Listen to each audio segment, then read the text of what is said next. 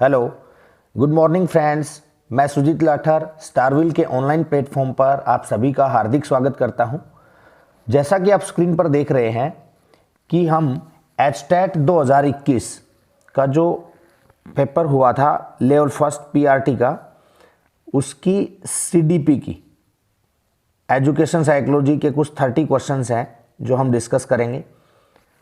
और अगर आप में से कोई भी चैनल पर नए हैं तो प्लीज़ चैनल को सब्सक्राइब कर लें, साथ ही बेल आइकन प्रेस कर लें ताकि आपको आने वाली जो वीडियोस हैं उनकी नोटिफिकेशन सबसे पहले मिल सके।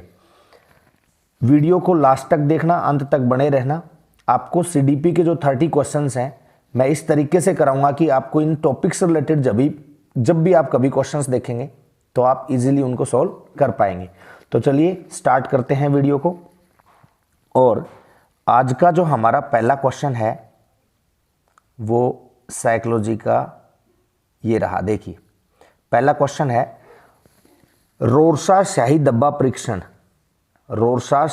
परीक्षण में काले एवं सफ़ेद कार्ड कितने हैं।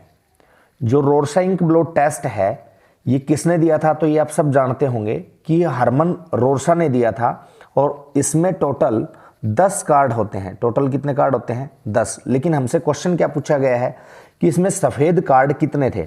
तो इसमें मैं आपको बता दूं कि इसमें 5 जो कार्ड थे वो तो क्या थे? काले और सफ़ेद। और अगर बात की जाए इसमें तो 2 कार्ड कैसे थे इसमें? रेड, लाल कलर के। और 3 जो कार्ड थे इसमें मल्टी कलर के थे, हल्के मल्टी कलर के रंग इसमें दिए गए थे। तो जैसा आप देख पा रहे हैं इसमें बताइए काले और सफ़ेद कार्ड कितने होंगे। तो इसका राइट आंसर जो हो जाएगा वो क्वेश्चन का ऑप्शन डी हो जाएगा। 5 कार्ड इसमें आपका राइट आंसर हो जाएगा। चलिए ठीक है, देखते हैं नेक्स्ट क्वेश्चन। निम्नलिखित में से कौन से मनोवैज्ञानिक व्यवहारवाद से संबंधित नहीं है? कौन से मनोवैज्ञानिक व्यवहारवाद से संबंधित नहीं है? आप सब ये जानते होंगे कि वाटसन जो है उनको व्यवहारवाद का जनक कहा जाता है। तो वाटसन है वो व्यवहारवादी हैं। स्किनर की अगर बात की जाए तो स्किनर भी व्यवहारवादी हैं, क्योंकि स्किनर ने क्रिया प्रसूत अधिगम सिद्धांत जो दिया था उसमें चूहे और कबूतर पर प्रयोग किए थे। तो इन्होंने भी व्यवहार का ही अध्ययन किया था, चाहे किसी जीव का किया हो। अगर बात की जाए हल की, तो हल जो है वो भी व्यवहारवादी हैं। हल ने भी चूहे पर प्रयोग किया था, प्रबलन का सिद्धांत इन्होंने दिया था। अगर बात की जाए सिगमंड फ्रॉइड की, तो इन्होंने एनालिटिकल थ्योरी जो है या विश्लेषणात्मक विश्लेषणात्मक जो सिद्धांत है उसके प्रतिपादक कौन कहे जाते हैं? Sigmund Freud. इन्होंने इड, ईगो, सुपर ईगो जो पर्सनालिटी बताई माइंड में अगर किस टाइप की होती है, ठीक है। और इसके अलावा उन्होंने माइंड का, मन का अध्ययन भी किया, जिसमें इन्होंने क्या बताया? कॉन्शियस, सबकॉन्शियस और अनकॉन्शियस, चेतन, अर्ध चेतन और अचेतन मन की अवस्थाओं के बारे में भी इन्होंने बताया। तो जो 4 ऑप्शन है इनमें से वाटसन, स्किनर और हल का जो रिलेशन है वो तो किससे है? व्यवहारवाद से है, बिहेवियरिज्म से है। लेकिन किसका नहीं है? सिगमंड फ्रॉइड का नहीं है। इनका किससे है? विश्लेषणवाद से है इनका संबंध। आई होप आपको ये क्वेश्चन क्लियर हो गया होगा। चलिए बढ़ जाते हैं नेक्स्ट क्वेश्चन की ओर। एरिक्सन के मनोसामाजिक विकास के सिद्धांत के अनुसार कौन सी अवस्था 6 से 12 वर्ष की आयु से संबंधित है? अब एरिक्सन जो है, एरिक एरिक्सन है, इन्होंने मनोसामाजिक विकास की कुल कितनी अवस्थाएं बताई थी? 8 अवस्थाएं बताई थी इन्होंने। कुल कितनी अवस्थाएं बताई? 8 अवस्थाएं। ये एकमात्र ऐसे साइकोलॉजिस्ट हैं जिन्होंने संपूर्ण मानव जीवन के बारे में अध्ययन किया, ना कि किशोरावस्था तक। किसी ने सिर्फ बाल्यावस्था का अध्ययन किया है, तो किसी ने किशोरावस्था का, किसी ने जन्म से लेकर किशोरावस्था तक का। लेकिन इन्होंने क्या किया? इन्होंने संपूर्ण मानव जीवन का अध्ययन किया। और इस सिद्धांत में इन्होंने कुल कितने प्रकार बताए? 8 प्रकार बताए। मैं आपको थोड़ा सा बता देता हूं, आप चाहें तो नोट कर सकते हैं। यहां पर इतना स्पेस नहीं है कि मैं नोट करके बताऊं। पहला तो आपको क्या हो जाएगी अवस्था? विश्वास बनाम अविश्वास, जो कि इसमें दिया हुआ है। इसका जो एज ड्यूरेशन होता है वो 1 to 2 ईयर होता है। दूसरी इसमें अवस्था कौन सी हो जाएगी? स्वायत्त बनाम लज्जा। स्वायत्त बनाम लज्जा इसमें दूसरी अवस्था हो जाएगी, जिसका ड्यूरेशन रहेगा 1 से 3 वर्ष का। इसके बाद ये थर्ड पे दे रखा है इसमें ऑप्शन। इसके बाद आ जाएगा आपका थर्ड, इसमें क्या ऑप्शन हो जाएगा? पहल बनाम अपराध बोध। ये इसकी थर्ड स्टेज हो जाएगी। इसकी एज का ड्यूरेशन क्या होता है, तो इसकी एज का ड्यूरेशन हो जाएगा 3 से 5 वर्ष। इसका क्या हो जाएगा 3 से 5 वर्ष, जो सेकंड नंबर पे दिया गया है ऑप्शन। इसके बाद आ जाता है परिश्रम बनाम हीनता, जिसको आद्य व्यवसाय भी आप लिख सकते हैं, परिश्रम बनाम हीनता, ठीक है, इंडस्ट्री वर्सेस इंफीरियरिटी। तो इसका जो ड्यूरेशन होता है वो होता है 6 to 12 ईयर। आई होप आपको ये क्वेश्चन समझ में आ गया होगा कि इसका जो राइट आंसर होगा वो क्या हो जाएगा, ऑप्शन 4 हो जाएगा, ठीक है। इसके बाद की भी अगर हम बात करें तो अवस्थाओं की मैं बता देता हूं आपको। इसके बाद जो 5वीं अवस्था आएगी वो आएगी पहचान बनाम संभ्रांति, पहचान बनाम संभ्रांति, और इसका जो ड्यूरेशन होता है एज का वो होता है 12 से 18 वर्ष, ठीक है। और अगर बात की जाए इसके बाद आते हैं आपका घनिष्ठता बनाम अलगाव। इसकी जो एज होती है वो होती है 18 से लेकर 35 तक, 35 ईयर तक, ठीक है। इसके बाद आपका इसमें छठा हो गया, 7th आ जाता है सृजनात्मकता या जननात्मकता बनाम स्थिरता, जिसकी एज का ड्यूरेशन होता है 35 से लेकर 65 तक। ये 7वीं अवस्था होती है। और 8वीं और लास्ट अवस्था होती है इसमें अहम संभ्रांति बनाम नैराश्य, ठीक है। तो ये अवस्था जो होती है, ये हताशा भी आप इसको कह सकते हैं, निराशा को, ये 65+ की होती है और ये 8वीं अवस्था है एरिक एरिक्सन की। आई होप आपको ये क्वेश्चन अच्छे से क्लियर हो गया होगा। चलिए बढ़ते हैं इसी के साथ नेक्स्ट क्वेश्चन की ओर। 4th क्वेश्चन है, आप पढ़िए, प्रतिक्रियाएं जो किसी विशेष स्थिति में संतोषजनक प्रभाव उत्पन्न करती हैं, उस स्थिति में फिर से होने वाली अधिक संभावना होती है। सीखने का यह नियम किसके द्वारा दिया गया? तो आपको पता है कि प्रभाव, देखो इसमें कीवर्ड है, ठीक है। सीखने के जो नियम दिए हैं, लर्निंग के जो नियम दिए हैं, वो किसके द्वारा दिए गए हैं? एडवर्ड ली थॉर्नडाइक के द्वारा दिए गए हैं। तो इस क्वेश्चन का जो राइट आंसर हो जाएगा वो तो क्या हो जाएगा, ऑप्शन बी हो जाएगा राइट आंसर। लेकिन आपको ये भी पता है कि साथ साथ हम थोड़ा सा चीज़ों को रिवाइज करते चलेंगे। तो स्किनर के बारे में भी आपको पता है, मैंने अभी बताया था, ऑपरेंट कंडीशनिंग थ्योरी, क्रिया प्रसूत अधिगम का सिद्धांत किसने दिया है? स्किनर ने दिया। इन्होंने चूहे और कबूतर पर प्रयोग किए थे। आईपी पावलोव, यान पेट्रोविच पावलोव ने क्या दिया था? क्लासिकल कंडीशनिंग थ्योरी, शास्त्रीय अनुबंधन का सिद्धांत इन्होंने कुत्ते पर प्रयोग किया था। और वॉटसन की अगर बात की जाए तो वॉटसन आप जानते ही हैं, व्यवहारवाद के जनक इनको कहा जाता है, व्यवहारवादी है ये। चलिए अब देखते हैं हम नेक्स्ट क्वेश्चन की ओर बढ़ जाते हैं। प्रेरणा प्रबलन हॉस सिद्धांत के प्रेरणाता या प्रदाता कौन है? तो आई होप आप इस क्वेश्चन को इजीली बता पाएंगे। ये जो सिद्धांत है, प्रबलन सिद्धांत या प्रेरणा प्रबलन सिद्धांत, पुनर्बलन सिद्धांत के जो प्रतिपादक हैं वो कौन है? क्लार्क एल हल। अगर बात की जाए इसमें तो मैस्लो का संबंध किससे है? अब्राहम मैस्लो का संबंध है आवश्यकता पूर्ति सिद्धांत से। मैस्लो का संबंध किससे है? आवश्यकता पूर्ति सिद्धांत से। और एटकिंसन का संबंध साइकोलॉजी से है ही नहीं। एटकिंसन एक इंग्लिश एक्टर है और कॉमेडियन भी है। ये आपने देखा होगा कि मिस्टर बीन के नाम से बहुत सारी शॉर्ट वीडियोस आती हैं, डिफरेंट टाइप की चेहरे की शेप बनाना, लोगों को हंसाने की कोशिश करते हैं, तो वो एटकिंसन है जो कि एक एक्टर है। और अगर बात की जाए रिचर्डसन, तो रिचर्डसन ऑस्ट्रेलिया के एक फॉर्मर क्रिकेटर भी रह चुके हैं और इसके अलावा एक इंग्लिश राइटर भी रह चुके हैं रिचर्डसन। तो इन दोनों का ही संबंध साइकोलॉजी से नहीं है। चलिए नेक्स्ट क्वेश्चन की बात करते हैं। सेल्डन ने सभी मनुष्यों को शारीरिक आयाम पर विभिन्न श्रेणियों में विभक्त किया है। व्यक्तित्व अध्ययन की है कौन सी विधि है? सेल्डन ने किस आधार पर व्यक्तित्व को डिवाइड किया था? पर्सनालिटी के जो टाइप बताए थे, तो इन्होंने पर्सनालिटी के जो टाइप है ना, उसमें टाइप से ही आपको ये कीवर्ड आपको समझ में आ रहा होगा, इसका क्या हो जाएगा? प्रारूप प्रकार, है ना। टाइप मेथड का इन्होंने यूज किया था।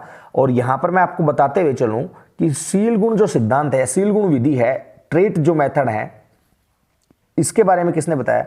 तो शील गुणों के बारे में जो वैसे तो बहुत सारे साइकोलॉजिस्ट ने बताया, लेकिन शील गुण सिद्धांत के लिए जो फेमस है वो आलपोर्ट है। आलपोर्ट ने शील गुण सिद्धांतों के बारे में बताया। और अगर बात की जाए मनोविश्लेषण विधि, अभी मैंने आप लोगों से डिस्कस किया था कि मनोविश्लेषण विधि जो साइकोएनालिटिकल मेथड है, इसके जो प्रणेता हैं जनक है वो कौन है? Sigmund Freud. सिगमंड फ्रॉयड का संबंध ऑस्ट्रिया से है। ऑस्ट्रिया की राजधानी वियना, ऑस्ट्रेलिया नहीं ऑस्ट्रिया। मूल प्रवृत्ति जो सिद्धांत है, मूल प्रवृत्ति विधियां हैं वो किसके द्वारा प्रतिपादित की गई हैं? तो विलियम मैकडूगल ने मूल प्रवृत्तियों के बारे में बताया है और टोटल 14 टाइप की 14 प्रकार की इन्होंने मूल प्रवृत्तियां बताई और मूल प्रवृत्तियों से जो ऐड होने वाले या संबंधित जो संवेग है, इमोशंस हैं, उनके बारे में भी इन्होंने बताया। तो आई होप आपको ये क्वेश्चन अच्छे से क्लियर हो गया होगा। चलिए बढ़ते हैं नेक्स्ट क्वेश्चन की ओर। क्वेश्चन नंबर 7 आपकी स्क्रीन पर है। आप एक बार खुद सोचिए कि इसका आंसर क्या होगा, फिर मैं आपको बता देता हूं। इसमें देखिए, निम्नलिखित में से कौन सी अधिगमकर्ता केंद्रित शिक्षण अधिगम व्यहू रचना नहीं है? नहीं वर्ड पर हमेशा ज्यादा फोकस करने की जरूरत होती है कि कौन सी अधिगमकर्ता केंद्रित, यानी कि लर्नर सेंटर मतलब चाइल्ड सेंटर्ड भी आप इसको कह सकते हैं, व्यहू रचना कौन सी नहीं है? तो अगर बात की जाए सहकारी अधिगम का मतलब होता है कोऑपरेटिव लर्निंग, तो ये तो होता है। अगर बात की जाए यहां पर समस्या समाधान, प्रॉब्लम सोल्विंग में भी तो इन्वॉल्व होकर ही तो एक्टिविटी करता है ना कोई भी बालक, तो ये भी होता है। अगर बात की जाए परियोजना प्रोजेक्ट मेथड की, तो ये भी होता है। लेकिन लेक्चर मेथड जो होता है ना, व्याख्यान विधि, ऑप्शन सी, ये कभी भी क्या नहीं होता है? चाइल्ड सेंटर्ड नहीं होता है, ये टीचर सेंटर्ड होता है, क्योंकि इसमें टीचर ही क्या होता है? मेन रोल में होता है। बाकी सभी तो क्या होते हैं? सिर्फ लिसनर होते हैं। तो इसका जो राइट आंसर हो जाएगा वो सी ऑप्शन हो जाएगा। ये चाइल्ड सेंटर्ड लर्निंग का टेक्निक नहीं है, मेथड नहीं है। चलिए इसी के साथ बढ़ जाते हैं हम नेक्स्ट क्वेश्चन की तरफ, और ये रहा क्वेश्चन नंबर 8 आपकी स्क्रीन पर। देखिए, बुद्धि का त्रिविमीय सिद्धांत, बुद्धि का जो त्रिविमीय सिद्धांत है वो किसके द्वारा प्रतिपादित किया गया था? ये आपसे क्वेश्चन पूछा गया है। 3 डायमेंशनल थ्योरी, 3 डायमेंशनल थ्योरी की अगर बात की जाए तो आपने देखा होगा कि इस प्रकार का एक डायमेंशन होता है जो घन या पासे की शेप का होता है, और इसके प्रतिपादक कौन रहे हैं? तो इसके प्रतिपादक रहे हैं जेपी गिलफोर्ड। तो इसका जो राइट आंसर हो जाएगा वो तो क्या हो जाएगा? Option D, JP Guilford. लेकिन हम साथ साथ ये भी डिस्कस करते हुए चलें कि स्टैनफोर्ड का संबंध किससे रहा है।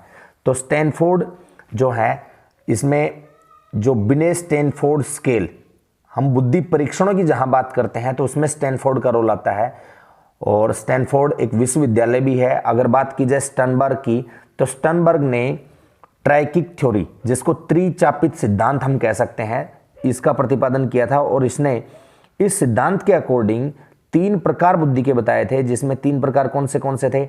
एक तो विश्लेषणात्मक बुद्धि, ठीक है, और दूसरी इन्होंने बुद्धि का प्रकार बताया रचनात्मक, और तीसरी बुद्धि का प्रकार इन्होंने बताया व्यवहारिक या प्रायोगिक बुद्धि। तो त्रिचापित बुद्धि का जो सिद्धांत प्रतिपादित किया वो किसने किया? स्टर्नबर्ग ने किया। स्पीयरमैन के बारे में हम जानते हैं कि स्पीयरमैन ने द्वितत्व 2 फैक्टर थ्योरी, और उसके कुछ टाइम के बाद 3 फैक्टर थ्योरी, जिसमें त्रितत्व सिद्धांत हम कहते हैं, इनके प्रतिपादक कौन रहे हैं? स्पीयरमैन रहे हैं, चार्ल्स स्पीयरमैन। तो आई होप आपको ये क्वेश्चन भी अच्छे से क्लियर हो गया होगा। अभी हम देख लेते हैं 9th क्वेश्चन।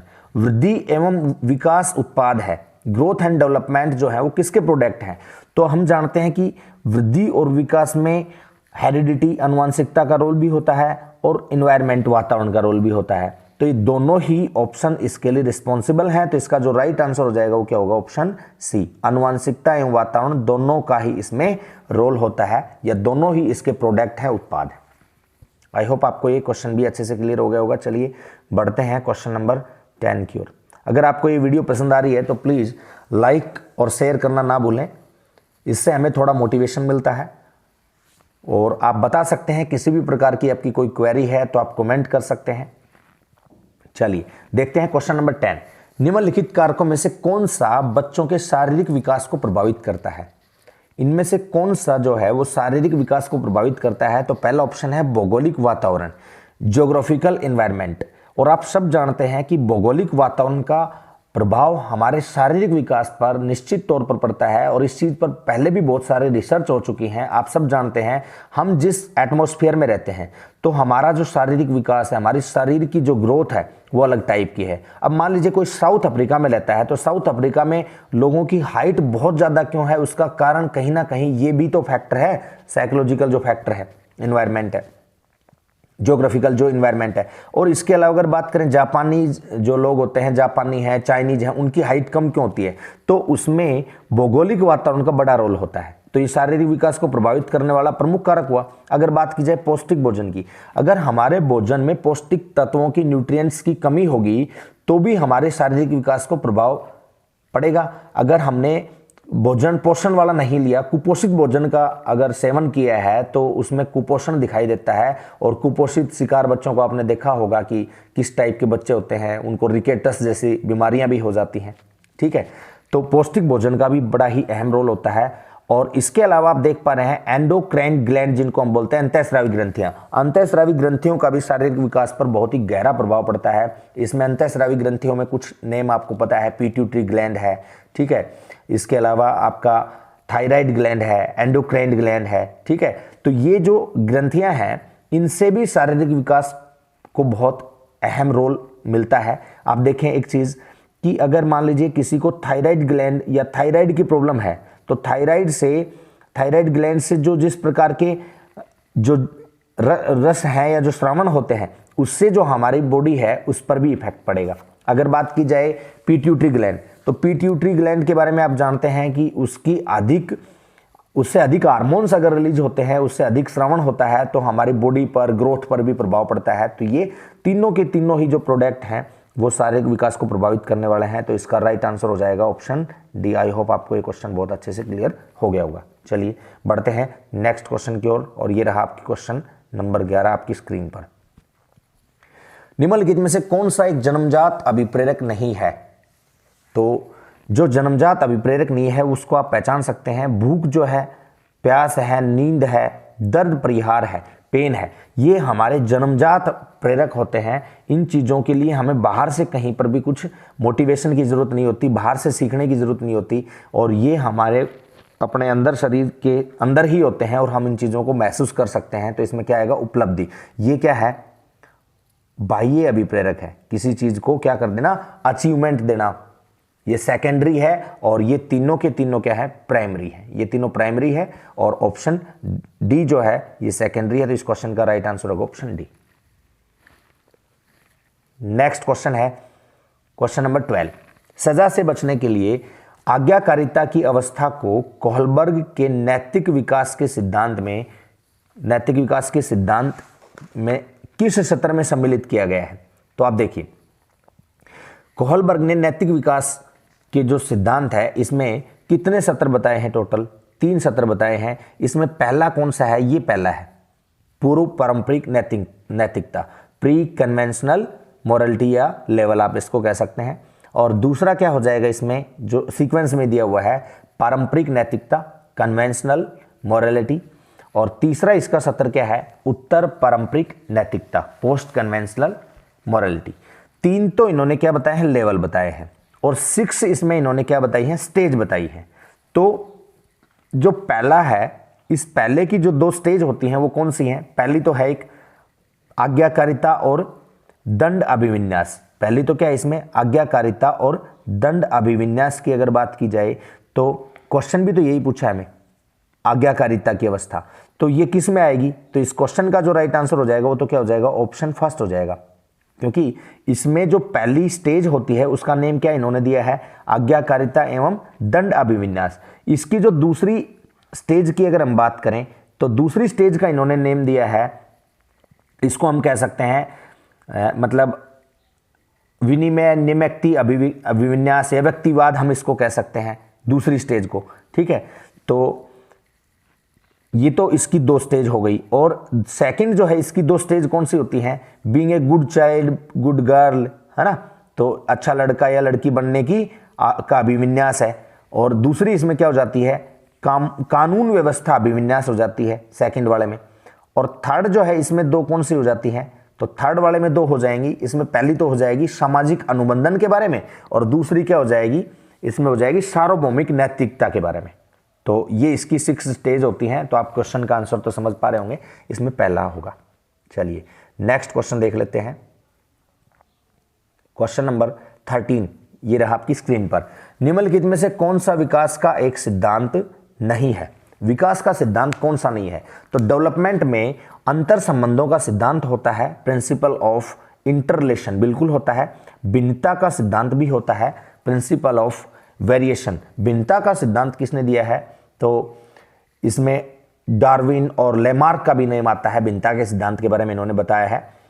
ठीक है, और अगर बात की जाए पृथक्करण का सिद्धांत, तो इस प्रकार का कोई भी सिद्धांत हमें साइकोलॉजी में डेवलपमेंट का देखने को नहीं मिलता है। दिशा का सिद्धांत भी आपने जरूर पढ़ा होगा, आपको याद आ रहा होगा, सिर से पैर की ओर विकास का सिद्धांत, जिसको आप सिरोपादीय भी बोलते हैं, सिफेलाकोडल भी बोलते हैं। और इसके अलावा अगर हम बात करें केंद्र से बाहर की ओर विकास, जिसको हम बोलते हैं प्रोक्सिमल डिस्टल। तो प्रोक्सिमल डिस्टल जो सिद्धांत है, ये दिशा का सिद्धांत भी होता है। कौन सा इसमें नहीं होता? पृथक्करण, अलगाव या अलग करने का जो सिद्धांत है, ये नहीं होता। प्रिंसिपल ऑफ सेग्रेशन नहीं होता। चलिए नेक्स्ट क्वेश्चन देखते हैं, ये क्वेश्चन नंबर 14। अभी मैंने बात की थी आपसे मूल प्रवृत्ति सिद्धांत के बारे में। मूल प्रवृत्ति सिद्धांत के जो प्रतिपादक रहे हैं उनका नाम क्या है? मैकडूगल। विलियम मैकडूगल ने मूल प्रवृत्ति के बारे में बताया है, और इसमें उन्होंने संवेग बताए हैं। टोटल 14 प्रकार की मूल प्रवृत्तियां बताई हैं मैकडूगल ने, और इसमें यह पूछ रहा है कि कौन सा युग्म सही नहीं है। तो पलायन जो है वो भय, पलायन का जो मूल प्रवृत्ति है इसका संवेग भय होता है, ये बात तो सही है। अपकर्षण का क्रोध नहीं होता, अपकर्षण का घृणा होता है, तो ये इसका रोंग हो जाएगा। जिज्ञासा का आश्चर्य होता है, बिल्कुल सही है। और शरणागति का विषाद या करुणा होता है, तो बाकी सब सही है। ऑप्शन बी राइट नहीं है। ऑप्शन बी जो है इसमें क्या आएगा? क्रोध जो है, क्रोध की मूल प्रवृत्ति होती है युयुत्सा। क्रोध की मूल प्रवृत्ति क्या होती है? युयुत्सा। ये दोनों ही एक दूसरे के सही लिंक्ड नहीं है। अपकर्षण की अगर बात की जाए तो अपकर्षण का जो संवेग होता है, उस संवेग का नाम क्या होता है अपकर्षण का? तो अपकर्षण संवेग का नाम होता है घृणा। तो ये ऑप्शन इसका राइट आंसर हो जाएगा, ऑप्शन सेकंड। चलिए देखते हैं हम सेकंड क्वेश्चन, 15th क्वेश्चन। देखिए, एक शिक्षक ने विद्यार्थियों को पढ़ाया कि गर्ल का बहुवचन गर्ल्स होता है। इस अधिगम के साथ विद्यार्थी वुमेन का बहुवचन वुमेन्स बनाते हैं। यह किस प्रकार के अधिगम स्थानांतरण का उदाहरण है? तो दोस्तों अब देखो ध्यान से, ये जो उदाहरण है ये हो जाएगा ऋणात्मक अधिगम का उदाहरण। ये ऋणात्मक क्यों होगा? आप इसको समझ पा रहे हैं कि गर्ल का जो प्लूरल होता है वो गर्ल्स होता है, लेकिन वुमेन का प्लूरल वुमेन्स नहीं होता। इसमें आपको पता है, इस तरीके से मैं आपको लिखकर भी बता देता हूं। ये तो सिंगुलर हो गया, और इसका प्लूरल क्या होगा? एम ए की जगह MEN आ जाएगा, ये होता है प्लूरल। तो ये क्या हो गया?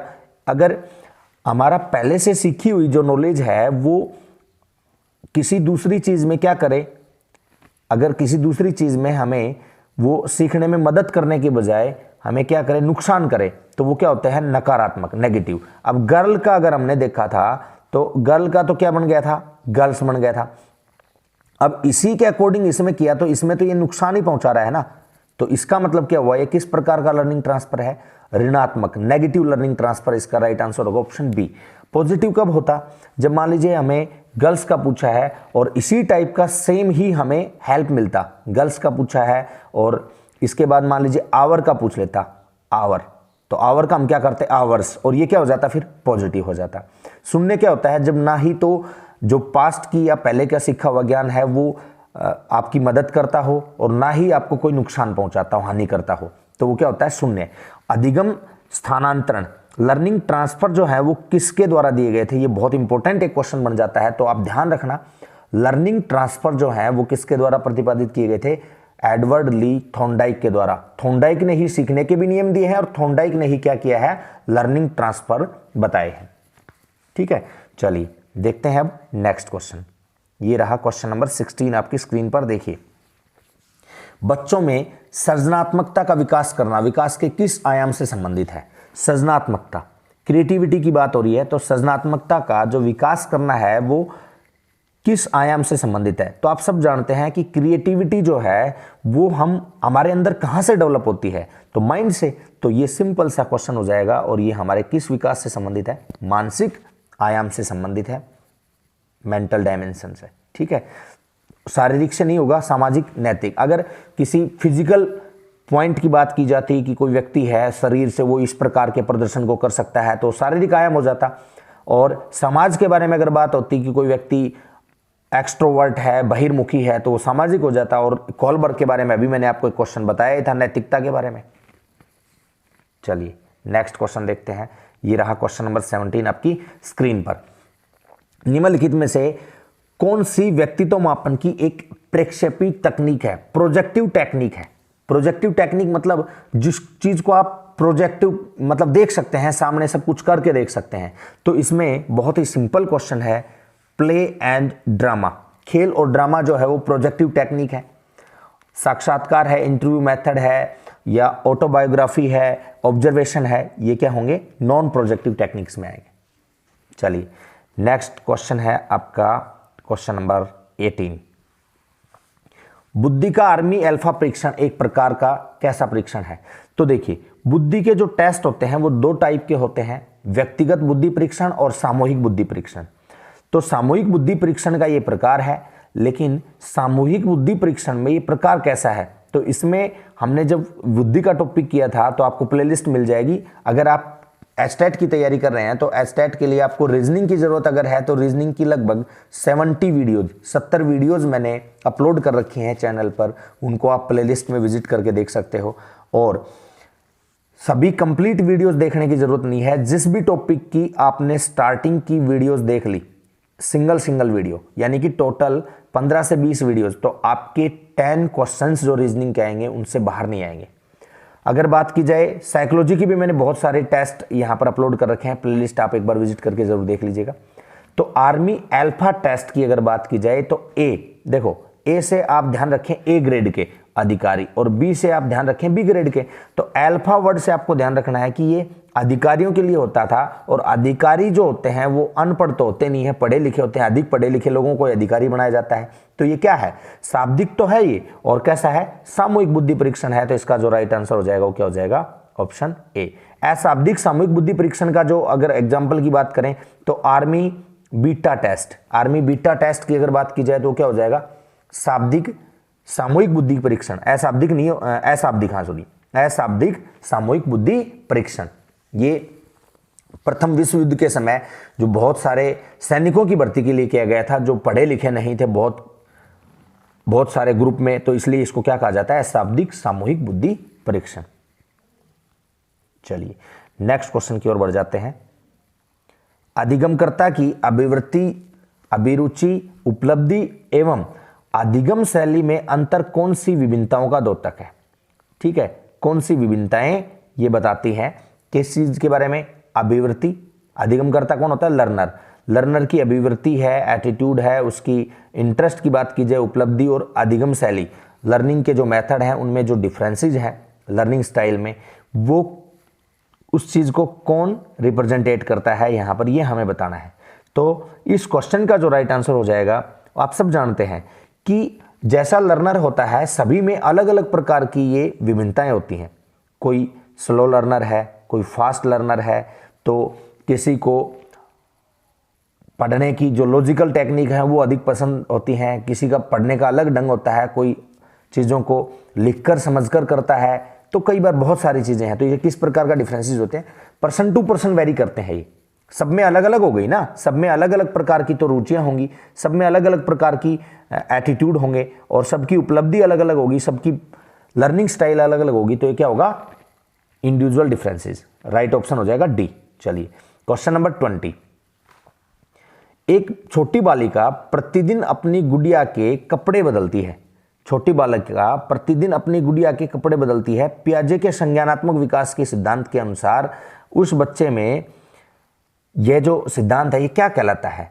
तो ये जीववाद, क्योंकि जीन पियाजे का संबंध किससे है? जीववाद से है। ये जीववाद एनिमिज्म कहलाएगा, क्योंकि इसमें जीववाद का मतलब होता है कि बच्चा निर्जीव चीजों को, निर्जीव थिंग्स को, जो नॉन लिविंग थिंग्स हैं उनको भी क्या समझता है? उनमें भी जीवन समझता है। तो छोटी बालिका प्रतिदिन उस बच्चे जो गुड़िया है उसके कपड़े बदलती है, इसका मतलब वो उसको भी, गुड़िया को भी क्या मान रही है? जीवित। कि रोजाना अगर हम नहा धोकर कपड़े चेंज करते हैं तो गुड़िया की भी चेंज करने चाहिए, इसमें भी तो बेचारे में जीवन है।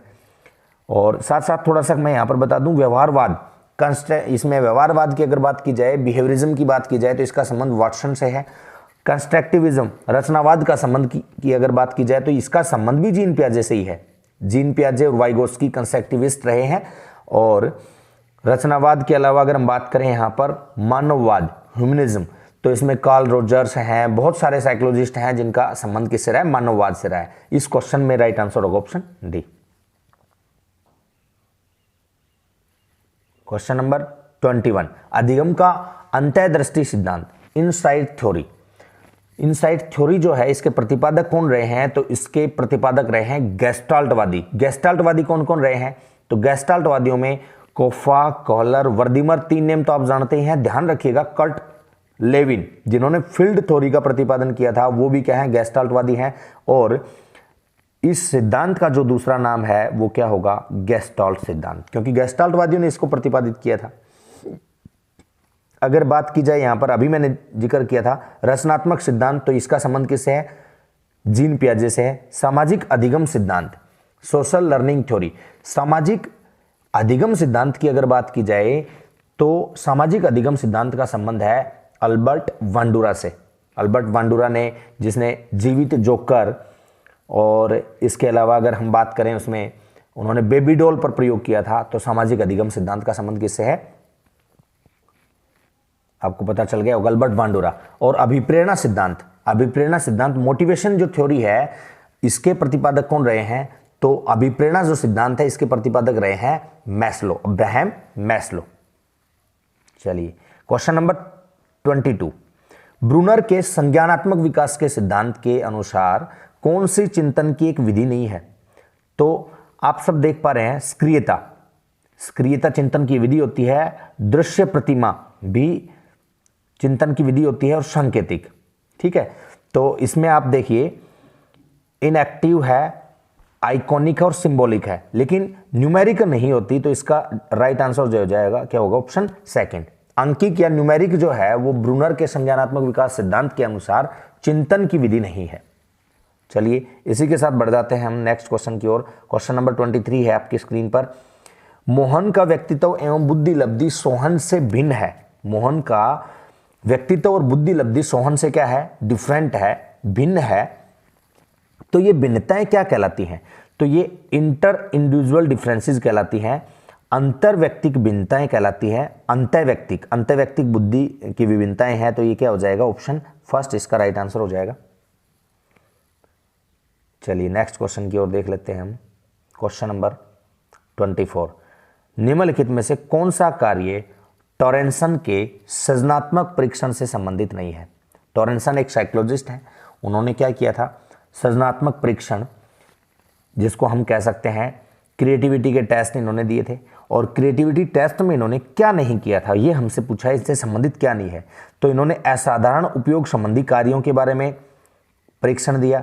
अगर बात की जाए इन्होंने उत्पाद उन्नति संबंधी कार्यों पर भी टेस्टिंग की। पूछो और अनुमान लगाओ के बारे में भी इन्होंने बात की, आस्क एंड गैस के बारे में भी।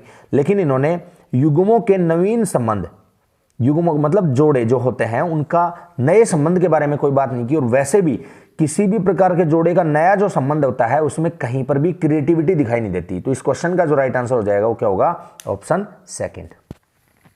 क्या राइट आंसर होगा इसका, ऑप्शन सेकंड।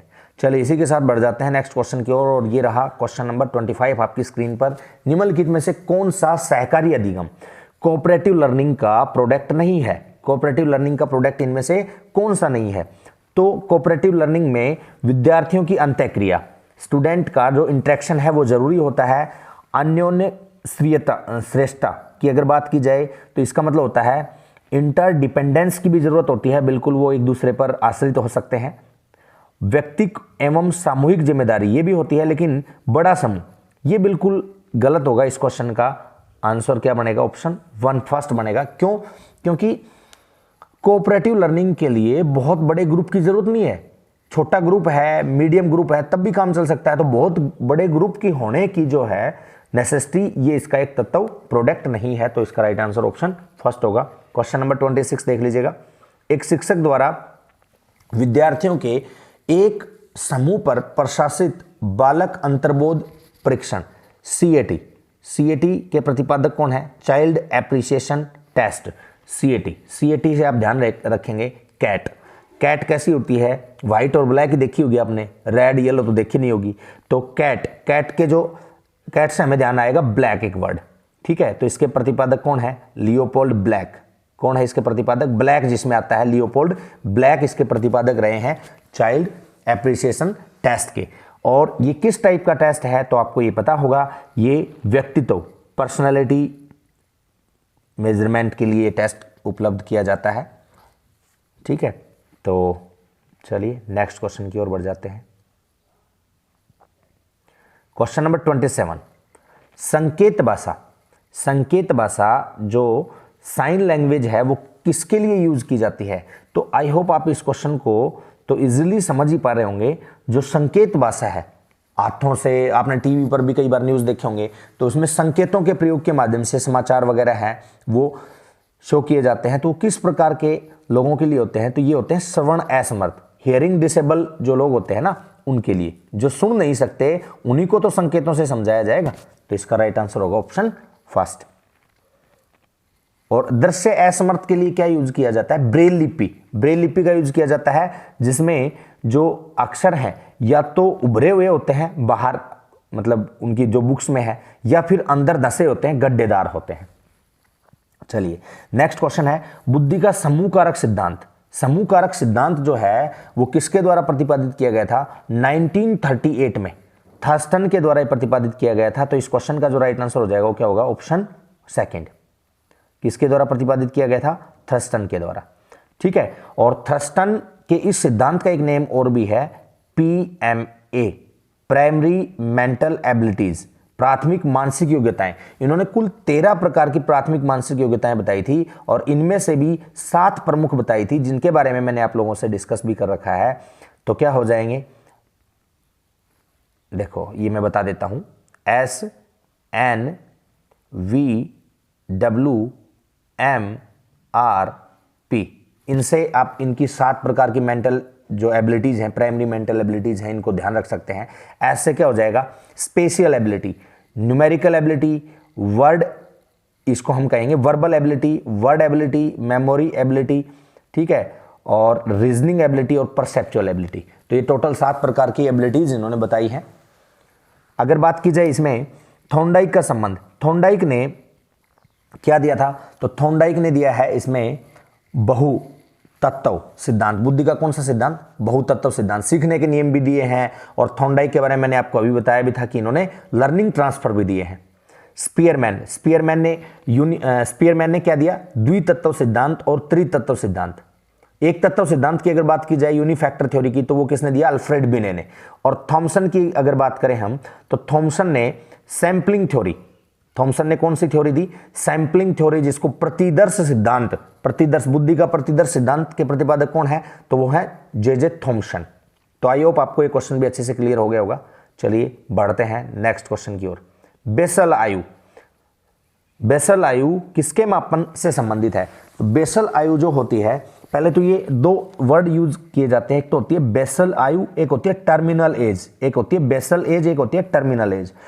तो बेसल आयु का मतलब होता है जिस आयु वर्ग का बच्चा है, जिस मतलब उसकी जो वास्तविक आयु है, और उस आयु के अकॉर्डिंग उस बच्चे को जिस कक्षा में होना चाहिए उस लेवल के प्रश्न अगर वो सोल्व कर देता है तो वो होता है बेसल एज।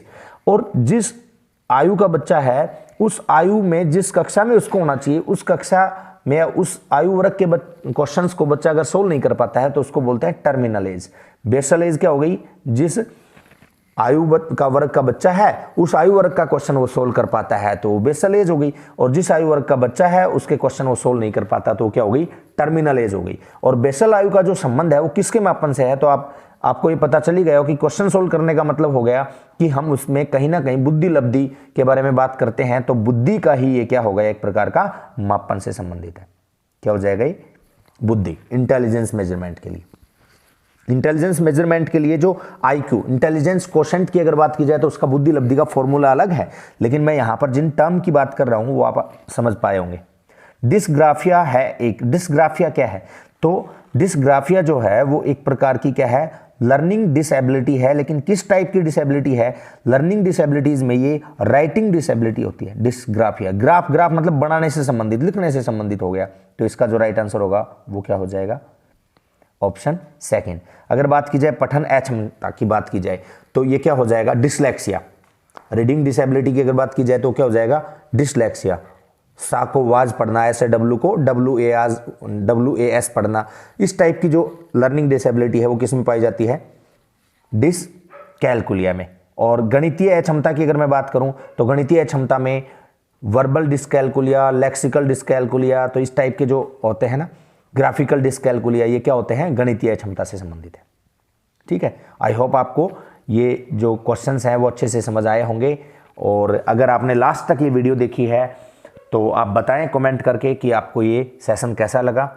मिलते हैं एक नेक्स्ट क्वेश्चन पेपर के साथ, तब तक के लिए नमस्कार, बाय बाय, टेक केयर।